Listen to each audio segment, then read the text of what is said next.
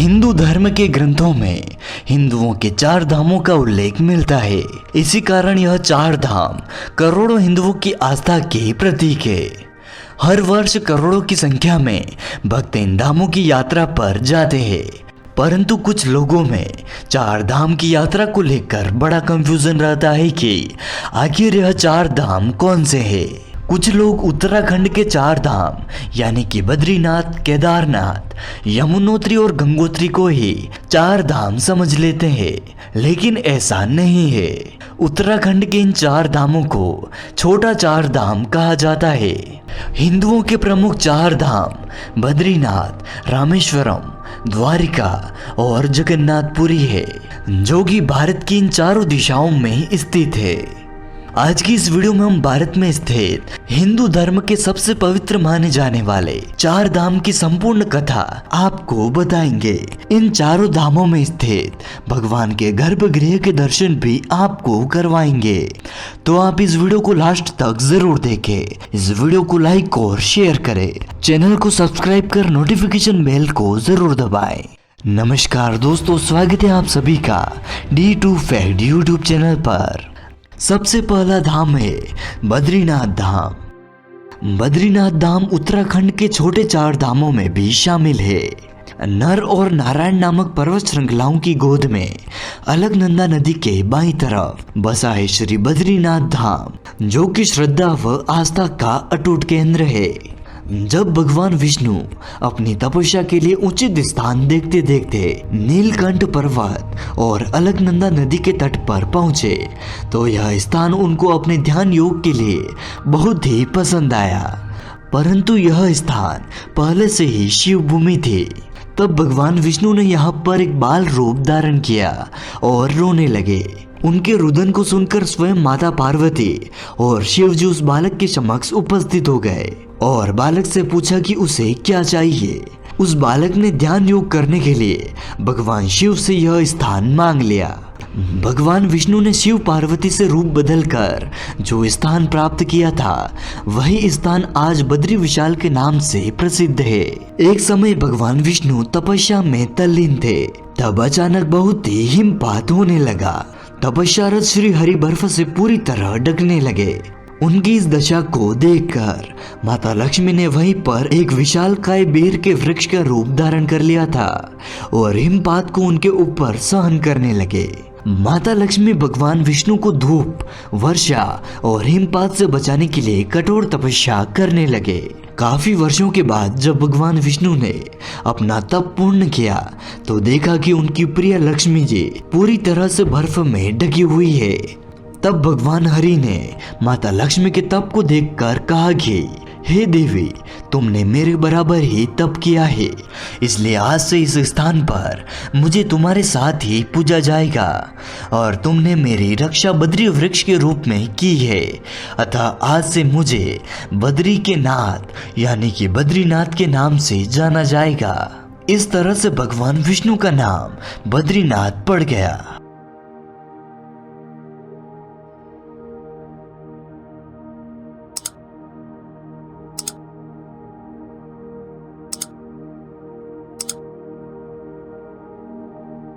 आइए दोस्तों, आगे बढ़ते हैं। 4 धाम में से दूसरे नंबर पर है द्वारिका। द्वारका भारत के सबसे प्राचीन नगरों में से एक है। यह भारत के गुजरात राज्य के द्वारिका शहर में स्थित है। यह शहर गुजरात के जामनगर जिले में पड़ता है, जो कि भारत के पश्चिमी तट पर अरब सागर के तट पर स्थित है। यह तीर्थ स्थल हिंदुओं के आदि शंकराचार्य द्वारा स्थापित है। यह मंदिर 4 धाम और पवित्र सप्तपुरियों में से एक है। द्वारका को देवनगरी भी कहा जाता है। इस मंदिर के मुख्य भगवान श्री कृष्ण है, जो द्वारकाधीश के नाम से जाने जाते हैं। हिंदू धर्म ग्रंथों के अनुसार भगवान श्री कृष्ण ने इस नगरी को बसाया था। यह श्री कृष्ण की कर्म भूमि है। मान्यता है कि यहाँ की यात्रा करने से जन्मों जन्मों के पाप कट जाते हैं।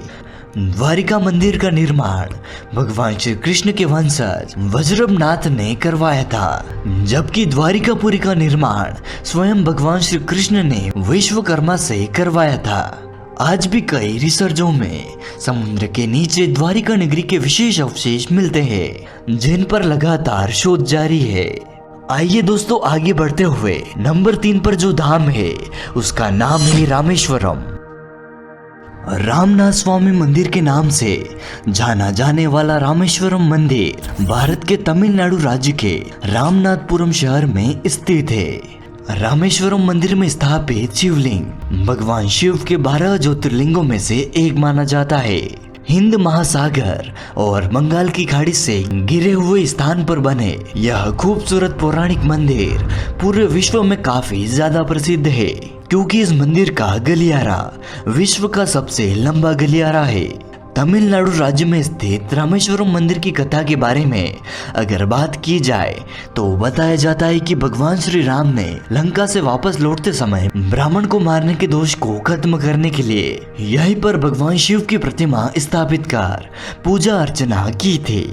भगवान श्री राम ने हनुमान जी को भगवान शिव की मूर्ति लाने के लिए कैलाश पर्वत भेजा था, परंतु जब हनुमान जी तय समय पर शिवलिंग लेकर नहीं पहुंचे तो तब माता सीता और श्री राम ने वहां पर स्थित रेत की मदद से स्वयं शिवलिंग का निर्माण किया था। उसके बाद जब हनुमान जी शिवलिंग लेकर पहुंच गए तब हनुमान जी द्वारा लाए गए शिवलिंग को भी वहीं पर स्थापित किया गया और उसकी भी पूजा की गई। वहीं दोस्तों एक और कथा के मुताबिक लंका पर आक्रमण करने से पहले समुद्र पर सेतु बनाते वक्त भगवान श्री राम ने भगवान शिव की आराधना करने के लिए यहाँ पर एक शिवलिंग की स्थापना की थी। रामेश्वरम मंदिर की यह दोनों ही कथाएं प्रचलित है।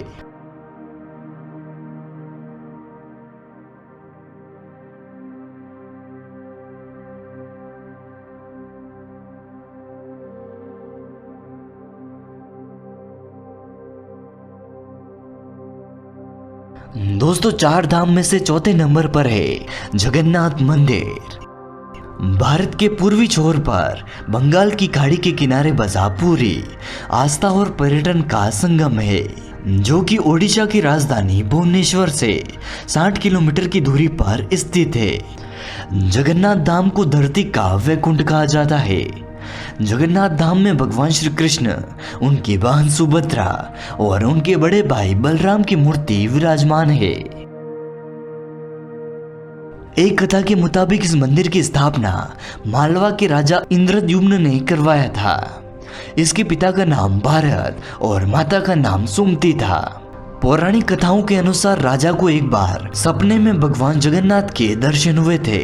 सपने में भगवान ने राजा से अपनी एक मूर्ति को नीलांचल पर्वत की गुफा में ढूंढने और मूर्ति को एक मंदिर बनवा कर स्थापित करने को कहा। इस मूर्ति को भगवान ने नील माधव बताया था। इसके बाद राजा अपने सेवकों के साथ नीलांचल पर्वत की गुफा में भगवान की मूर्ति ढूंढने निकल पड़े। राजा के साथ जो लोग निकले थे उनमें से एक ब्राह्मण था जिसका नाम विद्यापति था। विद्यापति ब्राह्मण को सबर कबीले के लोगों के बारे में पता था। विद्यापति को मालूम था कि भगवान नील माधव की प्रतिमा को गुफा के अंदर सबर कबीले के लोग छिपा कर रखते हैं। नीलांचल पर्वत पर सबर कबीला था, जिसका मुखिया विश्व वसु भगवान नील माधव का उपासक था और उसने ही मूर्ति को एक गुफा में छुपा कर रखा था। वह गुफा में उस मूर्ति की पूजा करता था।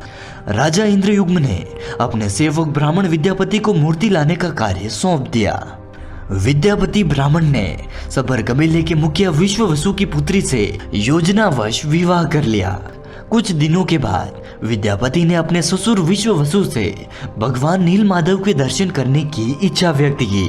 पहले तो विश्व वसु ने मना कर दिया, परंतु बाद में बेटी की जिद के कारण उन्हें झुकना पड़ा। विश्व वसु विद्यापति की आंख पर पट्टी बांधकर भगवान नील माधव के दर्शन कराने ले गए। विद्यापति ने चतुराई से जाते समय रास्ते में सरसों के दाने गिराए और बाद में सरसों के दानों के जरिए गुफा से मूर्ति को चुराकर राजा को दे दी।